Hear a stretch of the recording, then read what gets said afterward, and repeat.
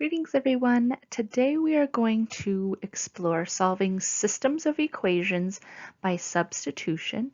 Now I've got several videos for this, so make sure you're on the right one. In this particular video, we are going to have one variable already solved. So this is our introduction to this process. We're going to start pretty slowly. And so you're going to have half of the answer to begin with. Now, let's take a moment to talk about what is substitution. Substitution is a process to solve a system of equations. Typically, not today, but typically it involves 3 steps. First step is to solve an equation for one of the variables. You get to choose. Step 2 is you're going to substitute that expression into the other equation and solve it. Step 3, you're going to have a number. So you're going to resubstitute that number into the original equation to find the other letter, because our goal is to have an x, y solution. Now, we do have a note sheet for this, but if you don't have access to it, you can definitely jot these down in your notebook. Again, this is introduction, so we're starting very basic. The first thing I want you to acknowledge is that we have a variable that's solved. I'm telling you that x is 4. So what I recommend is go to the end of your solving area. We already know that x is 4. So that means I'm going to plug in 4 for x. Take a look at that other equation. In that other equation, the x is right here. I'm going to replace it with a 4. So I'm going to rewrite it. Y equals -2 space plus 3. But instead of x, I am filling in my value of 4. Now, that looks kind of funny, right? Is it -24? Well, no, because this is multiplication. So you can put parentheses or a dot. And now my goal is to calculate to solve for y. Well, y is already isolated. So we're going to follow our PEMDAS rules. We always multiply first. -2 times 4 is -8. The plus 3 falls down. -8 plus 3 gets me to a -5. See how I solved for y? The y value in my answer is -5. So we're doing basic single number substitution today. Let's try another one. First, let's acknowledge on this particular problem, in this specific lesson, we are given that y equals -1. So I'm going to jump to my answer space. My y value, remember it's always alphabetical, is -1. So in my equation, I need to replace my y with -1. So I'm going to rewrite the equation. 2x plus 4 times -1 equals 8. I have some solving to do here. See how I got a lot going on? First thing, let's actually multiply if we can. 4 times -1 is -4. Everything else falls down. Next, I'm solving for x, right? I've got a letter here. I need to get it by itself. So instead of -4, let's add 4 to the other side. Instead of x times 2, let's divide by 2. 12 divided by 2 is 6. We found out that x equals 6. Let's take a look at example 3. First thing I'm going to acknowledge again is that I have a value solved already. Y equals 0. So if I prep my answer towards my answer space, my y value is 0. Which means in my other equation where there's a y, I'm going to plug in a 0.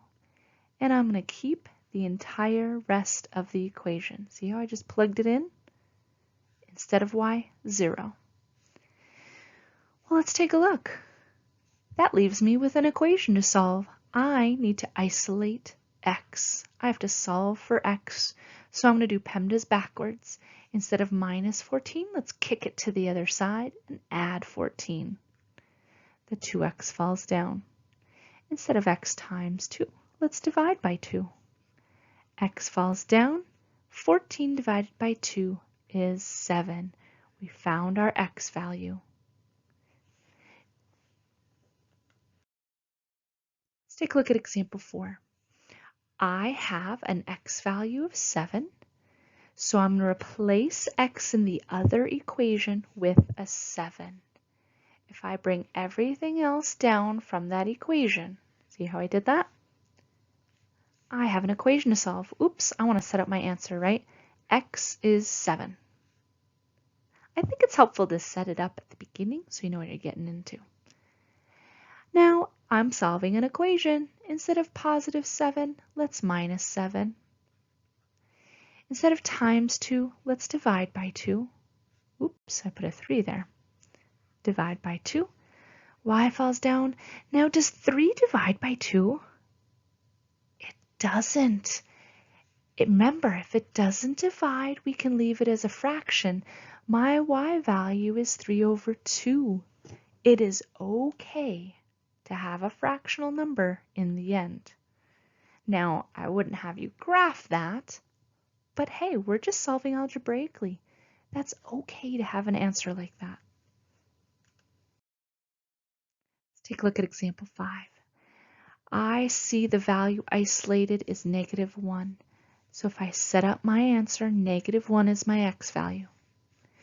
We are going to go replace x with a -1. 3y equals -1 plus 10. Oh, well, hey, we can just add those right away. Even before I worry about moving stuff, that's on the same side, and -1 plus 10 is 9. We need to solve for y. Instead of times 3, let's divide by 3. Y equals 3. 3 is my y value.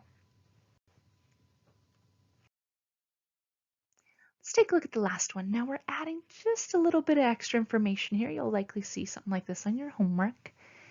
But look at that y value. There's actually a letter and a number there.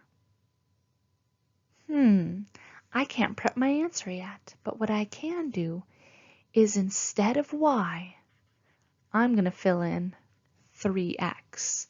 So see how instead of y, I'm filling in a 3x. See how I plugged it in? Well, now I have an equation. Let's see. We've done this before in our solving equations. I have an x on the left, so I need to move this x to the left. So instead of a positive 4x, let's minus 4x. Do you remember doing that? I've got lots of solving videos to check out. That means my 8 falls down. Positive 3x minus 4x is -1x. Oh, well, now this looks normal, right? Instead of times -1, we're going to divide by -1. That means my x is -8. Hey, we can start our answer. The x is -8. Well, I don't know my y though, right? Let's go back up to this easy equation. I know what x is. So y equals 3. And instead of the x, let me use some colors here to show you. Instead of the x, we're going to replace it with what x is. X is -8. Now that looks kind of funny, right? What are we doing to the 3 and the x right here? We're multiplying. So I need to multiply 3 times the x value. 3 times -8 is -24. My y value is -24. So, a couple of things to acknowledge on this problem, because it's a little step up. First, you can have big numbers. That's okay, we're not graphing, so it's not a big deal, right? We don't have any limitations. Also, sometimes you have to plug in more than just a number. Sometimes you have to plug in a whole expression. That's okay, we still have the tools and resources we need to solve that equation. Alrighty, make sure you check out Google Classroom to see what your task is today. Let me know if you have any questions.